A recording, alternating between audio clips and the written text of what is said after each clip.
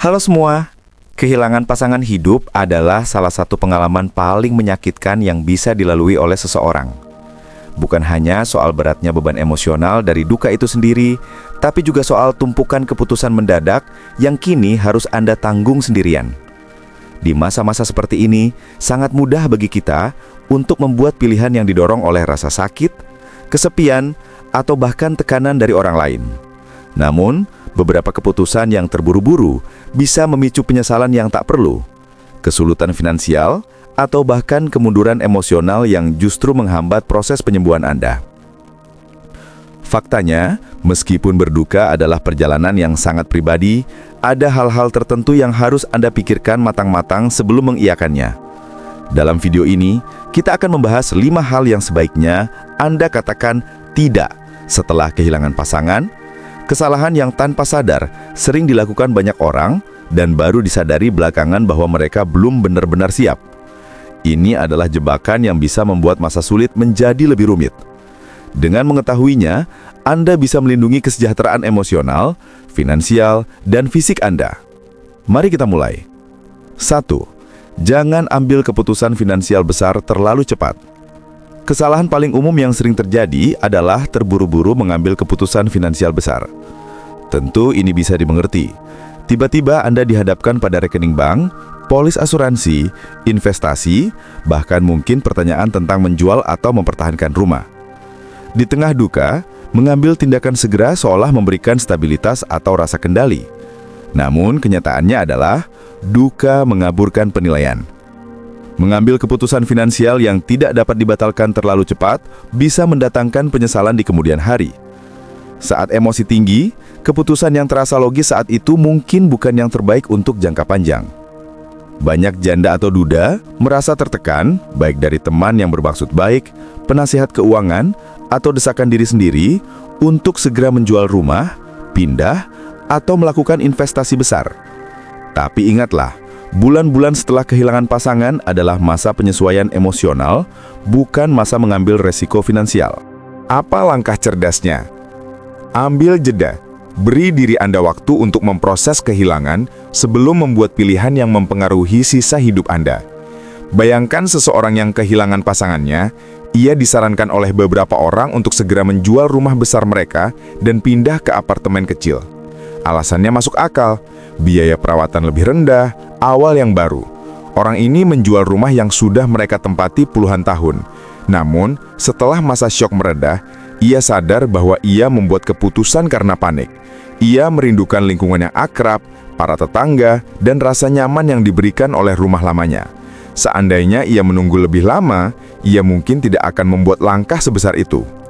Waspada terhadap pemangsa finansial. Anda yang baru berduka juga rentan menjadi target predator finansial.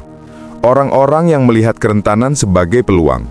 Entah itu tawaran investasi yang tidak diminta, taktik penjualan bertekanan tinggi, atau bahkan saran yang bermaksud baik tapi salah dari teman, Anda harus berhati-hati. Jika seseorang mendesak Anda untuk menandatangani dokumen, menarik uang dalam jumlah besar, atau berinvestasi secara cepat, mundur selangkah. Keputusan finansial terbaik jarang sekali dibuat secara tergesa-gesa. Para ahli sering merekomendasikan aturan 1 tahun. Tunda setidaknya 1 tahun sebelum mengambil keputusan finansial yang tidak dapat diubah. Ini memberi waktu bagi guncangan emosional awal untuk berlalu, sehingga Anda bisa berpikir jernih tentang apa yang benar-benar terbaik bagi masa depan Anda. 2. Jangan mengisolasi diri sepenuhnya dari lingkaran Anda. Setelah kehilangan pasangan, wajar jika Anda ingin waktu untuk menyendiri. Berduka adalah proses yang sangat pribadi, dan terkadang menyendiri terasa sebagai satu-satunya cara untuk memproses rasa sakit. Namun, meskipun penting untuk mengambil waktu pribadi, benar-benar menutup diri dari teman dan keluarga dapat menyebabkan rasa kesepian yang jauh lebih dalam, rasa yang membuat proses penyembuhan menjadi lebih sulit.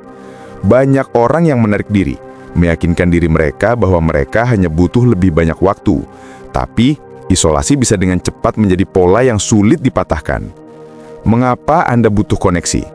Koneksi manusia memainkan peran penting dalam kesejahteraan emosional, terutama selama masa kehilangan. Ketika seseorang menjauh terlalu lama, mereka sering mengalami peningkatan perasaan sedih, cemas, bahkan penurunan kesehatan fisik. Kuncinya bukan memaksa diri Anda untuk terlibat dalam situasi sosial besar sebelum siap, tapi mengambil langkah-langkah kecil untuk tetap terhubung. Jika Anda adalah seorang duda, setelah kehilangan pasangan, Anda mungkin berhenti mengangkat telepon dan jarang keluar rumah. Anda merasa tidak mood untuk bicara, dan yakin orang lain tidak akan mengerti duka Anda. Setelah berbulan-bulan, Anda merasa lebih buruk. Hari-hari terasa kabur, energi turun, dan nafsu makan berubah. Perubahan baru terjadi ketika seorang tetangga memaksa Anda untuk datang minum kopi. Satu percakapan itu berubah menjadi kebiasaan mingguan. Semakin Anda terlibat, semakin ringan perasaan Anda. Bukan karena rasa sakit Anda hilang, tetapi karena Anda menyadari bahwa Anda tidak sendirian dalam menanggungnya. Tolak desakan untuk selalu kuat sendiri. Jika Anda tidak ingin berbicara, tidak apa-apa. Sekadar berada di dekat orang lain, bahkan hanya mendengarkan percakapan, dapat mengingatkan Anda bahwa hidup terus berjalan dan dukungan tersedia saat Anda membutuhkannya. Jangan juga mendorong orang-orang yang paling peduli pada Anda. Terkadang duka membawa iritabilitas, kelelahan, atau perasaan bahwa orang lain tidak mengerti. Tetapi menutup pintu sepenuhnya dapat menciptakan jarak yang tidak perlu dengan mereka yang tulus ingin membantu. Kehadiran mereka saja bisa membuat perbedaan. Ingat, Anda tidak harus menanggung beban kehilangan ini sendirian. 3. Jangan abaikan kesehatan dan kesejahteraan Anda sendiri. Ketika pasangan meninggal, banyak orang begitu tenggelam dalam duka sehingga mereka berhenti memperhatikan kesehatan diri sendiri. Mudah sekali menunda janji dengan dokter, melewatkan waktu makan, atau membiarkan rutinitas harian terlewatkan. Beberapa orang bahkan merasa bersalah saat merawat diri sendiri, seolah-olah memprioritaskan kesehatan, mengurangi kedalaman cinta atau duka mereka. Namun kenyataannya, mengabaikan kesejahteraan Anda tidak akan mendekatkan Anda pada orang yang hilang. Itu hanya membuat perjalanan ke depan menjadi lebih sulit. Dampak duka pada tubuh. Duka mempengaruhi tubuh. Stres akibat kehilangan dapat menyebabkan peningkatan risiko masalah jantung, sistem kekebalan tubuh melemah, dan perubahan pola makan. Kuncinya adalah bukan mengharapkan diri Anda kembali normal dalam semalam, tetapi membuat pilihan-pilihan kecil yang membantu tubuh tetap kuat saat Anda melalui masa sulit ini. Seandainya Anda adalah seorang janda, setelah pasangan meninggal, Anda mungkin berhenti memasak untuk diri sendiri. Anda hanya makan makanan cepat saji atau olahan. Dalam beberapa bulan, Anda merasa lebih lemah, sulit tidur, dan kelelahan terus-menerus. Baru setelah Anda mulai membuat penyesuaian kecil, seperti menyiapkan makanan bergizi sederhana dan minum lebih banyak air, tingkat energi membaik, mood stabil, dan Anda lebih siap menghadapi emosi duka. Perawatan diri bukan hanya soal makanan. Ini juga termasuk gerakan, tidur, dan kesehatan emosional. Melakukan aktivitas fisik, meskipun hanya berjalan kaki sebentar setiap hari, terbukti mengurangi stres dan meningkatkan suasana hati. Jika Anda kesulitan, cobalah bergabung dengan kelompok jalan kaki lokal. Ini memberikan manfaat fisik dan koneksi sosial yang sangat dibutuhkan. Kesalahan umum lainnya adalah mengabaikan check-up medis. Ini adalah waktu di mana menjaga kesehatan Anda menjadi lebih penting daripada sebelumnya. Jika Anda sudah lama tidak ke dokter, buatlah janji. Mengelola kondisi kesehatan yang sudah ada dan tetap mengkonsumsi obat-obatan dapat membuat perbedaan signifikan pada perasaan fisik dan emosional Anda. Kesehatan mental sama pentingnya. Jika Anda kesulitan, jangan ragu untuk mencari bantuan. Berbicara dengan konselor atau bergabung dengan kelompok pendukung duka adalah bukan tanda kelemahan, melainkan langkah menuju penyembuhan. Pasangan Anda pasti ingin Anda menjaga diri. Menghormati kenangan mereka bukan berarti mengorbankan kesejahteraan Anda, melainkan terus hidup dengan cara yang memungkinkan Anda menemukan kedamaian dan kekuatan. 4. Jangan terburu-buru memasuki hubungan baru. Kehilangan pasangan meninggalkan kehampaan emosi yang terasa mustahil untuk diisi. Kesepian yang menyusul adalah salah satu bagian tersulit dari duka. Meskipun tidak ada yang salah dengan keinginan untuk memiliki koneksi, salah satu kesalahan paling umum adalah terburu-buru menjalin hubungan baru sebelum duka benar-benar diproses. Emosi akibat kehilangan dapat menciptakan kebutuhan yang mendalam akan kenyamanan. Tetapi membuat keputusan romantis besar terlalu cepat dapat menyebabkan lebih banyak sakit hati, kebingungan, dan penyesalan. Resiko hubungan yang terburu-buru. Banyak orang secara tidak sadar mencari pasangan bukan karena mereka benar-benar siap, tetapi karena mereka ingin mengganti apa yang hilang, menghindari kesepian, atau lari dari rasa sakit. Hubungan-hubungan ini seringkali dimulai dengan emosi yang kuat, tetapi kekurangan stabilitas untuk kesuksesan jangka panjang. Bayangkan seorang individu yang baru beberapa bulan kehilangan pasangan. Ia dengan cepat menjalin hubungan dengan seseorang yang ditemui lewat teman. Awalnya terasa seperti persahabatan yang sangat dibutuhkan. Seseorang untuk diajak bicara, makan, yang mengalihkan perhatian dari kesepian yang luar biasa. Tetapi seiring berjalannya waktu, ia menyadari bahwa ia belum siap. Hubungan itu bergerak lebih cepat dari yang ia duga, dan ia merasa terperangkap dalam sesuatu yang tidak terasa benar. Hubungan baru seharusnya tentang koneksi yang tulus, bukan hanya pelarian emosional.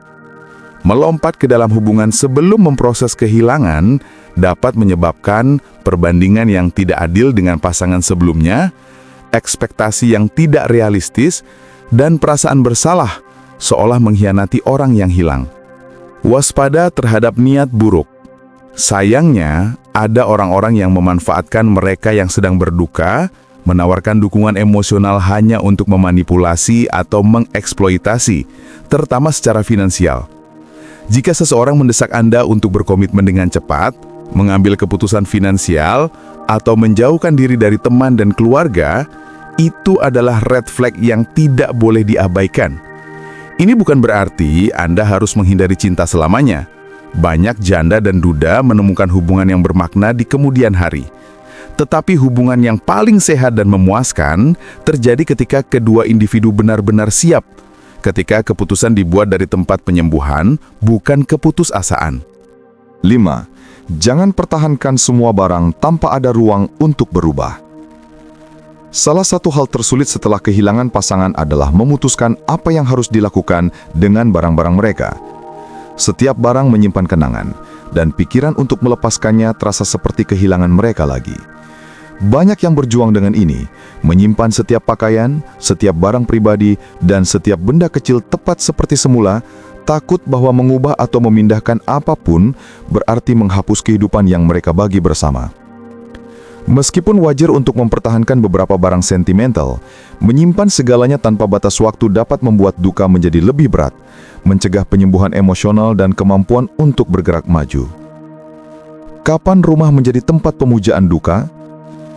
Membiarkan seluruh rumah tidak tersentuh selama bertahun-tahun, meninggalkan lemari pakaian persis seperti adanya, atau menghindari membuat perubahan apapun, dapat mengubah rumah menjadi tempat pemujaan duka, alih-alih tempat kenyamanan. Seiring waktu, hal itu berfungsi sebagai pengingat harian akan apa yang hilang, membuatnya lebih sulit untuk menyesuaikan diri dengan babak hidup baru. Anda tidak harus membuang semuanya secara mendadak. Mulailah dengan perlahan. Pilih beberapa kenang-kenangan yang paling bermakna, perhiasan, catatan tulisan tangan, foto favorit, dan buat ruang khusus untuk mereka. Kemudian ketika Anda merasa siap, mulailah memilah-milah barang lain, memutuskan mana yang benar-benar memegang makna dan mana yang hanya memakan ruang. Melepaskan bukan berarti melupakan. Melepaskan barang bukan berarti lupa atau kurang mencintai. Itu berarti memberi diri Anda ruang untuk bernafas. Beberapa orang menemukan kenyamanan dalam mengalih fungsikan daripada sekedar membuang. Misalnya, mengubah kemeja lama menjadi selimut, atau memberikan barang-barang sentimental kepada orang-orang terkasih yang akan menghargainya. Dengan cara ini, kehadiran mereka tetap ada, tetapi dengan cara yang membawa kehangatan, bukan kesedihan semata. Pada akhirnya, duka bukanlah tentang benda-benda. Ini tentang cinta, kenangan, dan ikatan yang Anda bagi. Tidak ada benda yang bisa menggantikan seseorang, tetapi mempertahankan semua yang mereka miliki juga tidak akan membawa mereka kembali. Melepaskan dengan cara yang kecil dan bijaksana adalah langkah untuk menghormati kenangan mereka sambil memberi ruang bagi penyembuhan Anda sendiri. Kehilangan pasangan adalah salah satu pengalaman hidup yang paling mendalam dan menyakitkan. Itu mengubah segalanya. Namun di tengah duka, penting untuk diingat bahwa setiap keputusan yang Anda buat memiliki kekuatan untuk membantu atau menghambat penyembuhan Anda. Itulah mengapa mengatakan tidak pada 5 hal ini, keputusan finansial yang terburu-buru, mengisolasi diri, mengabaikan kesehatan, menjalin hubungan baru terlalu cepat, dan berpegang pada setiap barang tanpa perubahan dapat membuat perbedaan signifikan dalam kemampuan Anda untuk melangkah maju dengan kekuatan dan kejelasan. Penyembuhan tidak berarti melupakan, dan bergerak maju bukan berarti meninggalkan pasangan Anda.